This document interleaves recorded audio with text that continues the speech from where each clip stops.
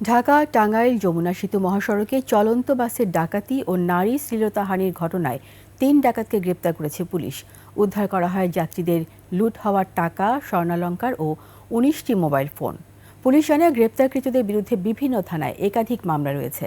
প্রতিনিধি কাজী রিপনের তথ্য ছবিতে ডেস্ক রিপোর্ট। এখন যে কোনো ব্র্যান্ডের পুরাতন এসি বদলে নতুন ওয়ালটন এসিতে উপভোগ করুন ২৫% ছাড়। মহাসড়কে আল ইমরান পরিবহনের একটি বাসে ডাকাতির ঘটনার একদিন পর বাসের এক যাত্রী বাদী হয়ে অজ্ঞাত ৮ থেকে ৯ জনকে আসামি করে মামলা করেন। রোববার সিরাজগঞ্জ থেকে ৩ জন ডাকাতকে গ্রেপ্তার করে পুলিশ। সকালে টাঙ্গাইলের পুলিশ সুপার মোহাম্মদ মিজানুর রহমান সংবাদ সম্মেলনে এ তথ্য জানান।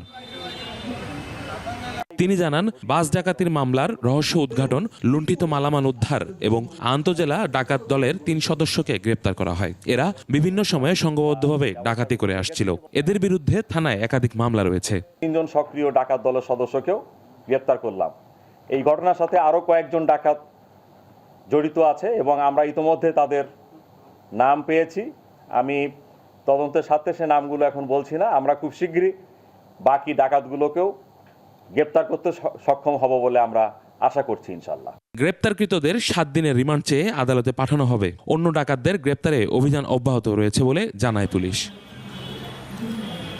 মঙ্গলবার রাত ৮টার দিকে ঢাকার আব্দুল্লাপুর থেকে আল ইমরান পরিবহনের একটি বাস রংপুরের উদ্দেশ্যে যাত্রা করে। ৩৮ জন যাত্রী নিয়ে বাসটি রাত 11:30টার দিকে টাঙ্গাইলের যমুনা সেতুর পূর্ব প্রান্তের সংযোগ সড়কের কয়েক কিলোমিটার যাওয়ার পর যাত্রী বেশে থাকা ৮ থেকে ১০ জন ডাকাত দেশীয় অস্ত্রের মুখে চালকের কাছ থেকে বাসটির নিয়ন্ত্রণ নিয়ে ডাকাতি করে।